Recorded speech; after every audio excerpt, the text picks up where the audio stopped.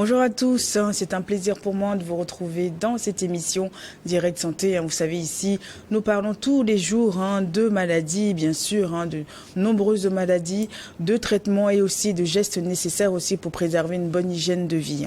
Donc notre thème d'aujourd'hui porte sur comment apprendre à écouter son corps. Donc la méditation, la relaxation, la respiration, prendre le temps pour soi.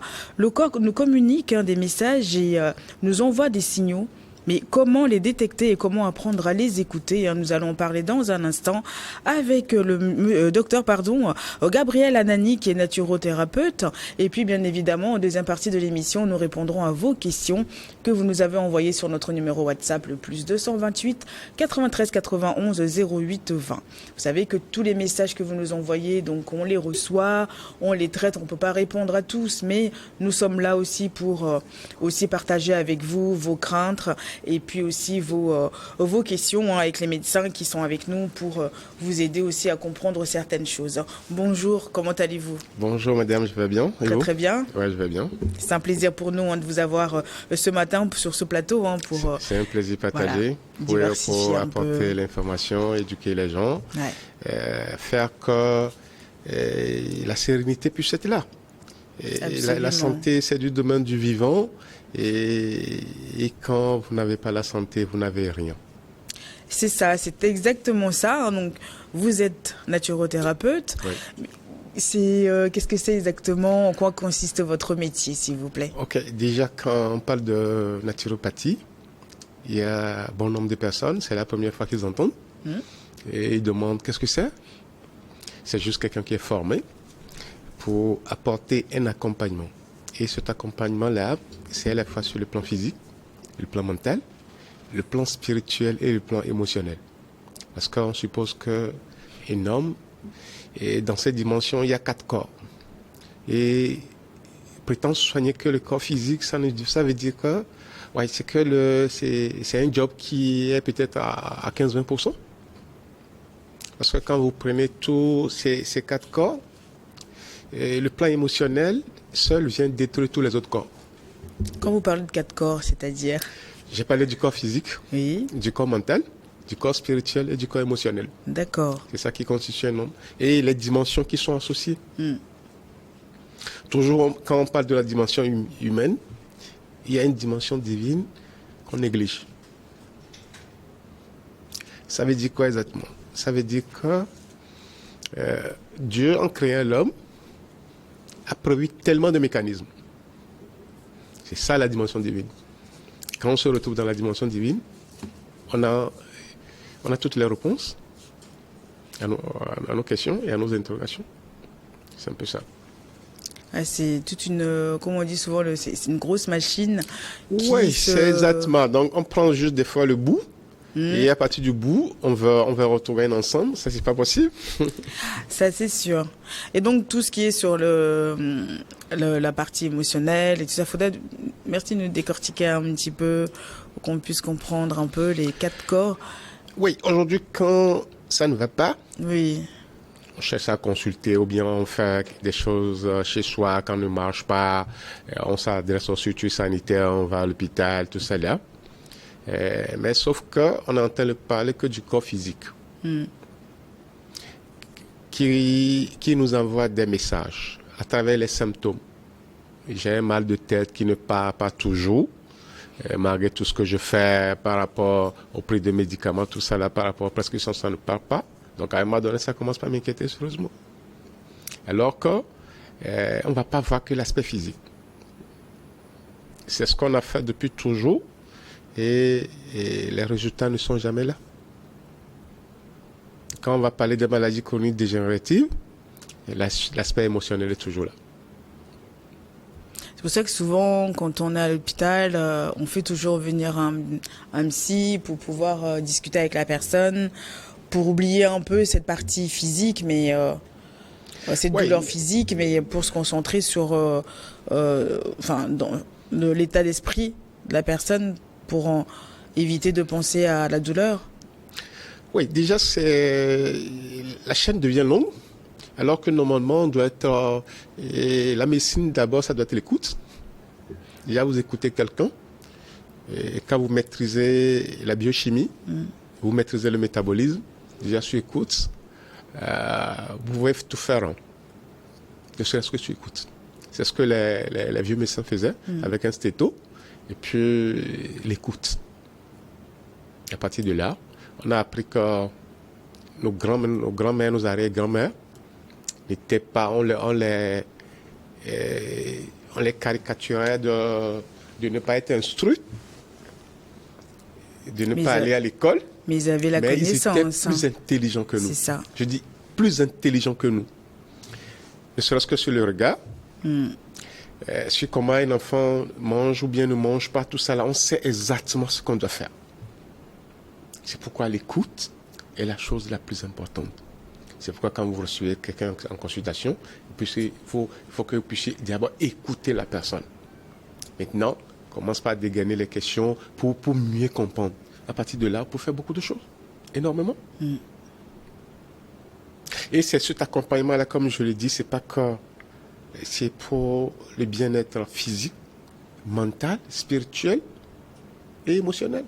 Je prends par exemple sur le plan spirituel, les gens pensent que qu'est-ce que le spirituel vient chercher dans les soins. Wow, c'est quand vous êtes là tout le temps, vous vous plaignez. À chaque instant, c'est les plaintes. Là, ce que ça fait en vous, en termes de déséquilibre hormonal, vous n'avez pas idée. J'imagine bien. Ça agit beaucoup sur le... Oui. Ouais.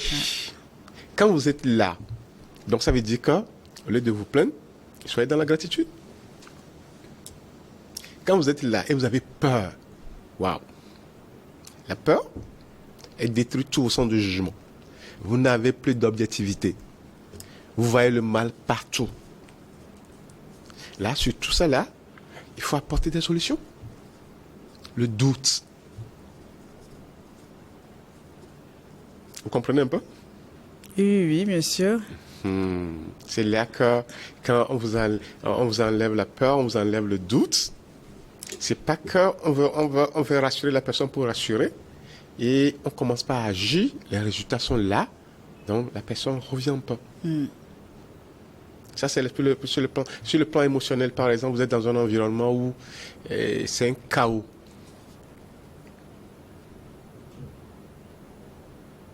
Ça veut dire que ça va passer toujours des problèmes, c'est toujours des querelles, tout ça là. Et ça fait que ça affecte énormément la santé. Le corps va produire tellement de cortisol qui vont renforcer l'inflammation, la douleur, tout ça là, et tous les déséquilibres qui l'accompagnent.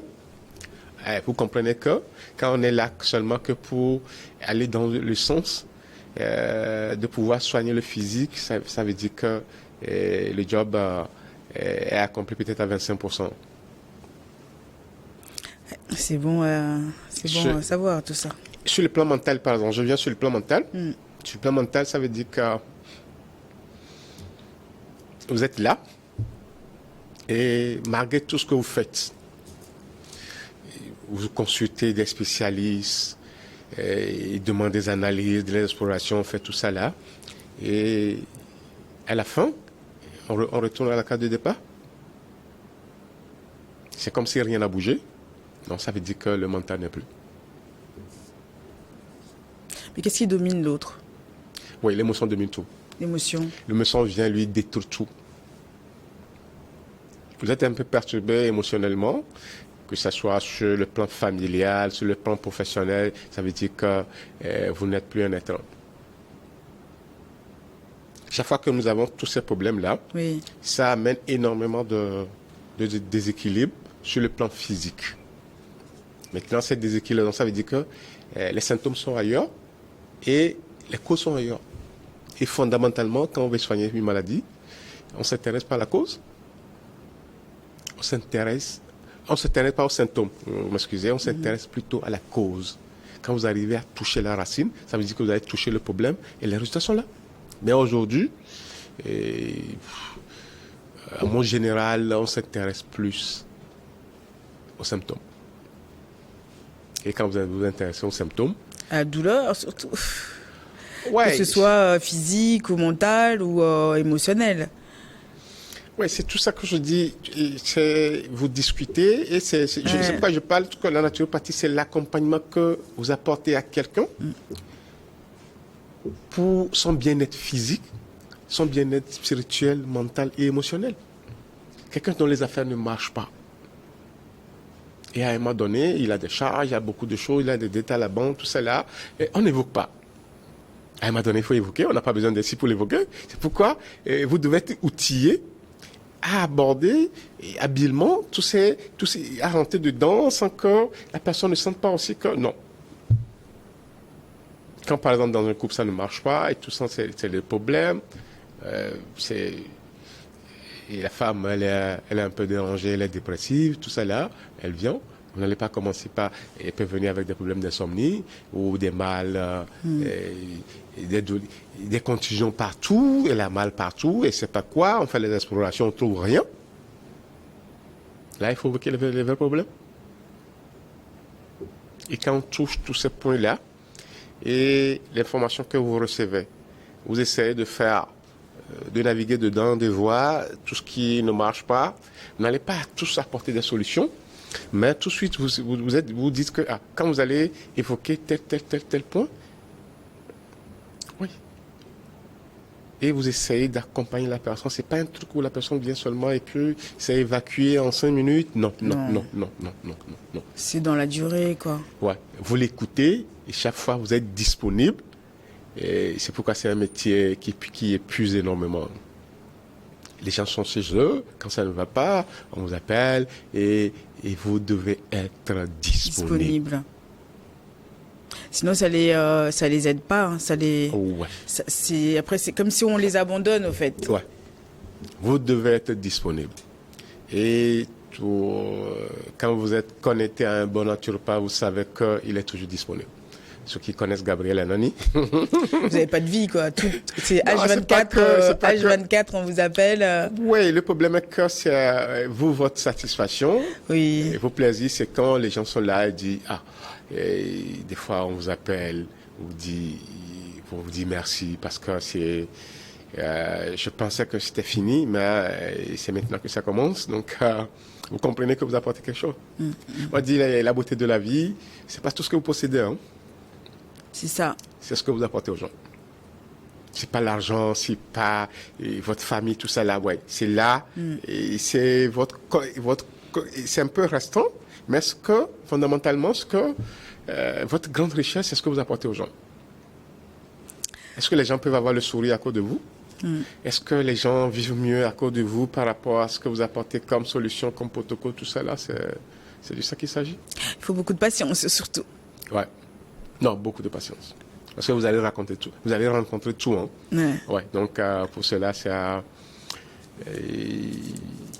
vous êtes quelqu'un, au fil du temps, et vous devez être plus posé et plus calme pour répondre à toutes ces sollicitations. Oui, mais ces gens-là ne deviennent pas dépendants de vous à un moment donné, parce que si, par exemple, vous n'avez pas le temps, à un moment donné, bon, vous voulez s'accompagner sur un temps, mais à un moment, vous n'avez pas ce temps-là, vous n'avez plus ce temps-là, est-ce que ça les dégringole pas? Non, ce qui est intéressant, c'est que c'est pas que vous les accordez tout votre temps, c'est parce que vous cernez tous les problèmes, et quand vous allez commencer par agir sur fondamentalement les causes, une fois que les solutions sont déjà mises en place, ça veut dire que ça allège un peu. C'est pourquoi souvent on dit, quand vous êtes praticien, quand vous apportez votre expertise pour que les gens puissent retrouver leur santé, et quand il y a du monde chez vous, ça veut dire que votre boulot, c'est pas bien fait. Hein. Quand il y a du monde chez vous, vous dites?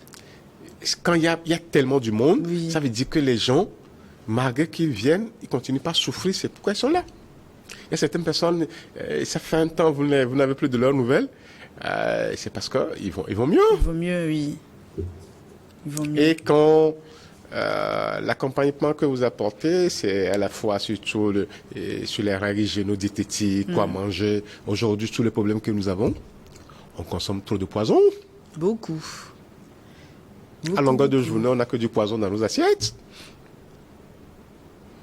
Donc, quand les facteurs aggravants sont toujours là, comment est-ce que vous voulez vous soigner? Donc l'alimentation, il joue un rôle primordial, quoi. Oui, c'est pas que... Non, c'est la clé. Que ton aliment soit ton médicament et que ton médicament soit ton aliment. Vice-versa. L'aliment est à la fois le médicament est à la fois l'aliment. C'est pourquoi j'ai parlé au début de la dimension divine. L'architecte de notre corps, c'est le Dieu Tout-Puissant. Il est trop intelligent pour abandonner la santé de ses créés dans la main de son créé. Je répète, l'architecte de notre corps, c'est le Dieu Tout-Puissant. Il a prévu des mécanismes. Je dis, il est trop intelligent pour abandonner la santé de ses créés dans les mains de son créé. Qui soignent les animaux dans la brousse. Ils se soignent tout seuls. Ah, ok, bienvenue. Il n'y a pas de médecin dans la brousse. Non. Malgré que c'est un milieu de vie où la vigilance est requise. Et tu dors tout de suite, t'es mort. Apprenons un peu des animaux. On est trop civilisés pour... Non, c'est que chaque architecte a un mécanisme après-vente. Et notre mécanisme, la pérennité, nous maintenir en bonne santé aussi longtemps, c'est la nature. C'est l'environnement dans lequel vous êtes. Et je ne sais pas comment est-ce qu'on peut faire preuve de cécité pour ne pas comprendre. Nous, on est doté de raison, on a la parole, on peut parler, on peut s'exprimer, et rien ne va. La médecine s'est développée, les moyens d'exploration sont poussés. Avant, il y avait pas grand-chose, mais aujourd'hui, on a l'IRM, on a les TEP scans, on a tout. Mais on arrive à rien, on ne résout rien. Les gens sont des gros malades.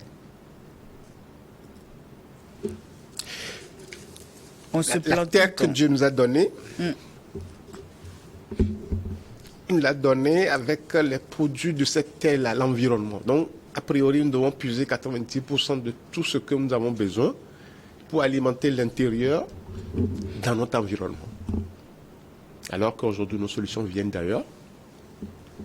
Et surtout quand on a un peu de moyens, on change son alimentation. Et je dis, on consomme que du poison. Et le poison, ça dérègle tout. On consomme que du poison, ouais. Dit-il. Là, c'est effectivement, puisque dans cette émission, on revient toujours sur la malbouffe, l'alimentation qui ne va pas, qui est aussi un gros problème pour notre santé, justement.